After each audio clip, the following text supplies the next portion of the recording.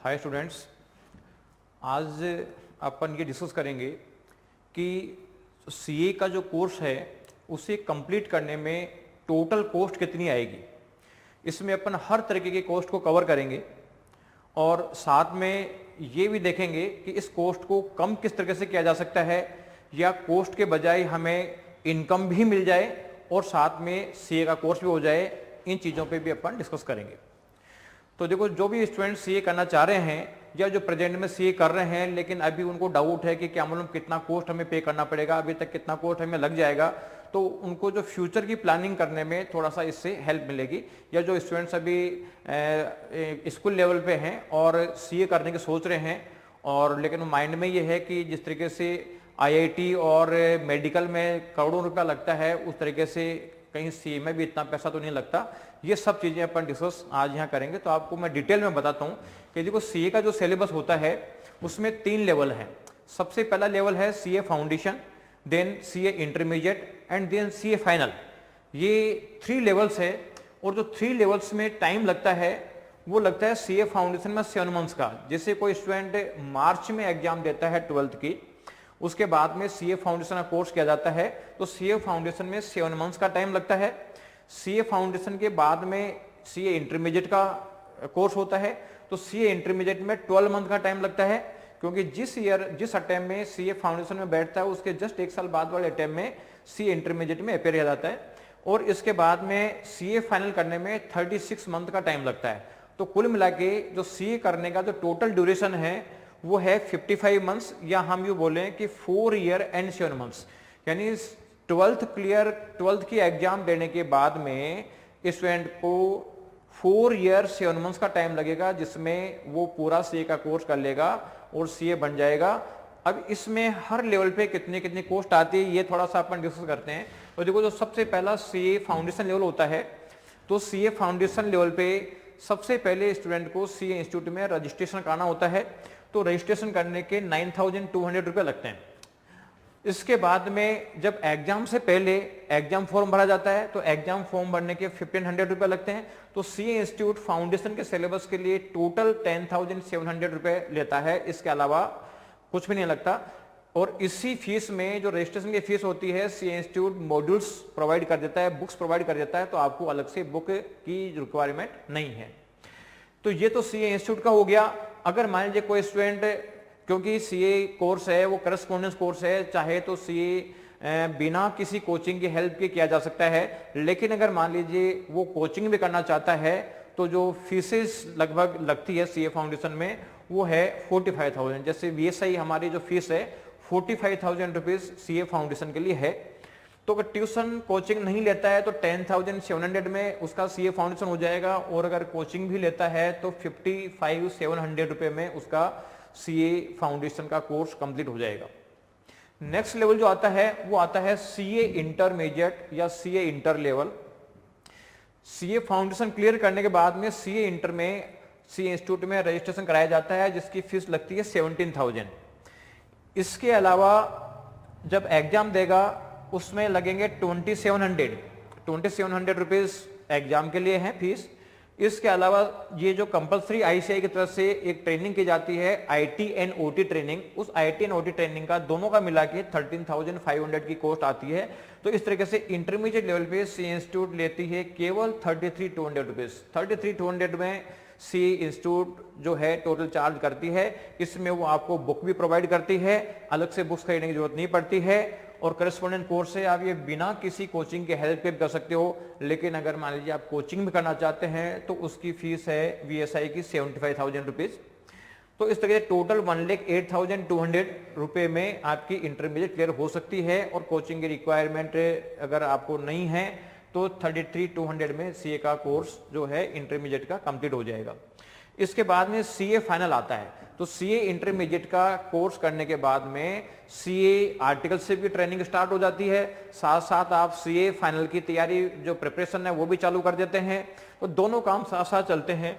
तो जब CA final का जो फीस है टोटल आईसीआई का, उसमें देखो 22,000 तो है सीए रजिस्ट्रेशन फीस, यानी आईसीआई में रजिस्ट्रेशन कराओगे सीए फाइनल का तो 22,000 रुपये लगेंगे। इसके बाद में सीए फाइनल की जब आप एग्जाम दोगे तो एग्जाम में 3300 रुपीज एग्जाम फीस लगती है, और साथ में 2 ट्रेनिंग करनी पड़ती है, जीएमसीएस और आईटी की ट्रेनिंग करनी पड़ती है, उसमें लगते हैं 14,500 रुपीज। 2 ट्रेनिंग है जो जीएमसीएस की होती है, इसमें 14,500 रुपीज आईसीआई को और देना होता है। तो टोटल आईसीआई इसमें देती है 39,800 रुपीज। यानी पूरा सीए फाइनल जो 3 ईयर का सिलेबस है, इसमें आईसीआई का कॉस्ट है केवल 39,800 रुपीज। और मान लीजिए आप कोचिंग भी करना चाहते हैं, क्योंकि वैसे तो कोचिंग कंपलसरी नहीं है, लेकिन करना चाहते हैं तो यहाँ जो वीएसआई की फीस है 90,000 रुपीज, तो 90,000 रुपीज ये हो गई। तो टोटल मिला के 129,800 रुपीज की जो है ये आपका सीए फाइनल का हो गया। अब हम टोटल की बात करते हैं, तो टोटल देखो आईसीआई सीए रजिस्ट्रेशन के नाम से तीनों जो कोर्स है उसमें 48,200 लेती है। टोटल एग्जाम फीस लगेगी 7,500 रुपीज, और जो आईटी ओटी जीएमसीएस वगैरह होती है उसमें 28,000 रुपीज आईसीआई की फीस है। तो आईसीआई तो टोटल सीए कोर्स कराने के लिए कंप्लीटली 83,700 रुपए लेता है, ओनली 83,700, जिसके बेसिस पे आपका कोर्स आपका पूरा सीए की डिग्री मिल जाएगी अगर आप कोचिंग नहीं लेते हैं तो। और आप बिना कोचिंग लिए भी सीए का कोर्स कंप्लीट कर सकते हैं, किसी कोचिंग की रिक्वायरमेंट नहीं है। लेकिन जैसे मान लीजिए आप कोचिंग भी लेते हैं, एक बार मान लिया जाए कि नहीं स्टूडेंट को रिक्वायरमेंट है कोचिंग में लेगा, तो तीनों लेवल पे जो लगभग फीस आ रही है वो 2,10,000 आ रही है। तो ICI fees plus total fees मिला के 293,700 की जो कॉस्ट आ रही है, ये टोटल कॉस्ट है पूरे 4 ईयर एंड 7 मंथ की टोटल फीस ये आती है। यानी टोटल 55 मंथ में 4 ईयर 7 मंथ कवर होते हैं, जिसकी टोटल जो आईसीआई की कॉस्ट है 83,700, और वैसे जो टोटल ट्यूशन समेत है वो है 293,700। अब ये जो टोटल कॉस्ट आती है वैसे देखे जाए तो आईआईटी और मेडिकल के मुकाबले में काफ़ी कम है, और ये भी इक्विवेलेंट प्रोफेशनल कोर्स है। पैकेजेस लगभग सबके सेम हैं, तो कम कॉस्ट पे ज़्यादा पैकेज आप गेन कर सकते हैं सीए कोर्स करने के साथ साथ में। अब इश्यू आता है कि इस कॉस्ट में को किस तरीके से रिड्यूस किया जाए, क्या करें जिससे कि हमारी ये कॉस्ट है ये भी कम हो जाए, या फिर हमें कॉस्ट के बजाय हमें इनकम मिल जाए। तो देखो इसके लिए क्या है, इसके लिए इनकम का सोर्स क्या है सीए कोर्स करते समय। उसमें जब आप ट्रेनिंग स्टार्ट करेंगे, सीए इंटरमीडिएट क्लियर करने के बाद में सीए की आर्टिकलशिप ट्रेनिंग स्टार्ट होती है, तो आर्टिकलशिप ट्रेनिंग में आप जिस सीए के अंडर में काम कर रहे होते हैं वो आपको स्टाइपेंड प्रोवाइड करता है। स्टाइपेंड प्रोवाइड करता है, तो जो स्टाइपेंड जो अमाउंट होती है वो अलग अलग सिटी वाइज, यानी पॉपुलेशन सिटी पॉपुलेशन के बेसिस पे, और जो first year second year third year 3 years की ट्रेनिंग होती है उसके बेसिस पे अलग अलग होती है। लेकिन रफली अपन एवरेज मान सकते हैं कि 2,000 रुपीज आपको स्टाइपेंड एवरेज मिल जाएगा। तो 36 मंथ की आर्टिकलशिप होती है, तो उसमें 72,000 रुपीज का स्टाइपेंड आपको कंपलसरी है, जो मिलेगा ही मिलेगा। यानी आप आर्टिकलशिप करोगे 72,000 का आपको स्टाइपेंड एवरेज मिल जाएगा। ठीक है, जब बड़े सिटीज है वहाँ पे ज्यादा भी हो जाएगा, क्योंकि वहाँ पे फर्स्ट ईयर में 2,000, सेकंड ईयर में 2,500, थर्ड ईयर में 3,000, इस तरीके से अलग अलग है।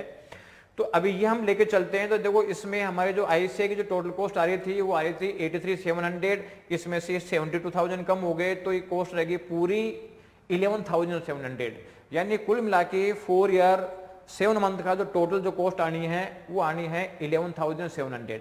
और अगर मान लीजिए आप कोचिंग फीस भी साथ साथ शामिल कर लेते हैं, तो जो टोटल फीस कॉस्ट आ रही थी अपने 293,700, उसमें से कोचिंग का या 72,000 कम कर देते हैं, तो 221,700, यानी 221,700 की कॉस्ट कोचिंग समेत रह जाती है 4 ईयर 7 मंथ की। और इसको हम एवरेज एनुअली कर लें, यानी 4.5 मंथ्स ईयर से अपन डिवाइड करते हैं, तो 49,260 की आपकी जो है ये टोटल फीस आ जाएगी।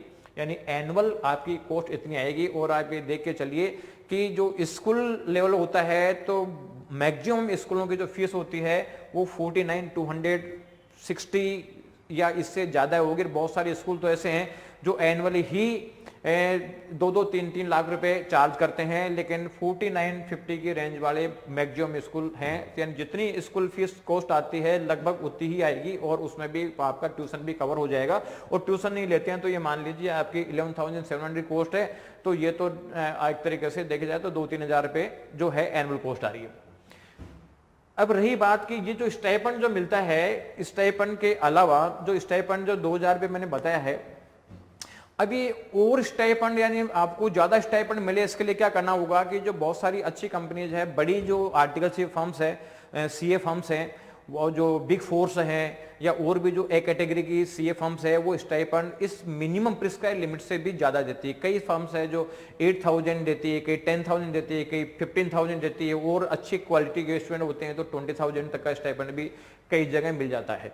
तो ऐसे केस में अगर मान लीजिए अपने मान के चलें कि नहीं आप थोड़ा सा मेहनत कर लेंगे और आप अगर एक रैंक के साथ में जो सीए क्लियर इंटरमीडिएट क्लियर कर लेंगे, आप अगर रैंक के साथ आता है या रैंक की बॉर्डर लाइन पे आप क्लियर करते हैं तो आपको अच्छी फर्म का चॉइस मिल जाएगा। यानी आर्टिकलशिप आप अपनी अच्छी जो मन मर्जी की जो फर्म है, जहाँ पे अच्छा स्टाइपेंड मिलता है, जो अच्छा वर्किंग एनवायरनमेंट है, जहाँ सीखने को अच्छा काम मिलता है, वो फर्म आप चूज कर सकते हो, बशर्ते कि आपका इंटर का स्कोर या आपका परफॉर्मेंस अच्छा होना जरूरी है। लेकिन थोड़ी सी एक्स्ट्रा या प्रॉपर मेहनत करके, एक प्रॉपर गाइडेंस में वर्क करके, और आप जो है ये अच्छा स्टाइपेंड ले सकते हैं। जैसे मान लीजिए एवरेज, जैसे आपने 10,000 का स्टाइपेंड मिल गया, तो 10,000 स्टाइपेंड का मतलब है कि 36 मंथ के 3,60,000 रुपीज। अब 360 का जो स्टाइपेंड है, तो आप ये देखिए टोटल जो कॉस्ट आ रही है आपकी 293, इसमें 360 आप कम कर देंगे तो कुल मिला के आपको जो है वो इनकम हो जाएगी। और यहाँ की बात करें अपन तो 260 360 का मतलब है कि 3 लाख रुपया कमा और लोगे आप। यानी आप जितना आप को छे भी हो जाएगी और आपकी लगभग जो है 60-70,000 रुपीज पर एनएम की अर्निंग भी हो जाएगी, बशर्ते कि आप थोड़ा सा इंटर में थोड़ी सी एक्स्ट्रा मेहनत करके और रैंक लिए।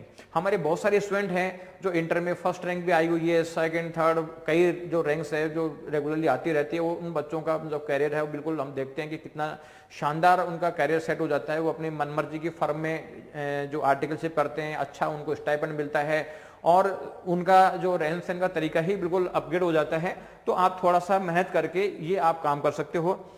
और दूसरा जो है, जो अच्छे रैंक्स की तो वो तो अच्छा आर्टिकलशिप स्टाइपेंड तो मिलेगा मिलेगा, साथ में आईसीआई भी मेरिट के बेस में स्कॉलरशिप प्रोवाइड करती है कि कोई स्टूडेंट अगर सीए इंटर में उसकी 1 to 10 सीरियल तक रैंक आती है, 1 to 10 तक रैंक आती है, सीरियल नंबर 1 to 10, तो इसका मतलब हो गया ऊपर के 10 स्टूडेंट्स। हो सकता है कि किसी रैंक पे दो स्टूडेंट हो तो हो सकता है कि कम उसमें आए, लेकिन जो ऊपर के 10 स्टूडेंट है, टॉप 10 स्टूडेंट है, उन टॉप 10 स्टूडेंट को आईसीआई 2,000 रुपीज पर ईयर देती है 36 मंथ के लिए। तो 36 मंथ के लिए 2,000 पर ईयर देगी तो 72,000 सी इंस्टीट्यूट जो है वो स्कॉलरशिप प्रोवाइड कर देती है। तो अगर मान लो आर्टिकल से अपन सेम भी मान के चलते हैं कि आर्टिकल से में 2,000 का स्टाइपेंड मिलेगा, तो भी आप यहाँ पे सी इंस्टीट्यूट का जो कॉस्ट आ रहा है उसमें 60,300 रुपीज की आपको अर्निंग हो जाएगी, और उसे टोटल कॉस्ट में आपको 149,700 की जो है टोटल कॉस्ट रह जाएगी। यानी कॉस्ट रह जाएगी एनुअली 33,270 की कॉस्ट, यानी काफी कॉस्ट आपकी कम हो जाएगी। और जो स्टूडेंट जिनका टॉप 10 में नहीं आता, लेकिन 11 से लेके 15 तक की जो रैंक होती है, 11 से लेके 50 तक की 50 रैंक्स, तो उसमें C institute 1,500 rupees per year scholarship provide करता है 36 मंथ के लिए। यानी 1,500 पर मंथ 36 मंथ के लिए प्रोवाइड करता है, तो उस केस में आ जाता है लगभग 54,000 रुपीज का स्टाइपेंड जो स्कॉलरशिप वहां मिलती है।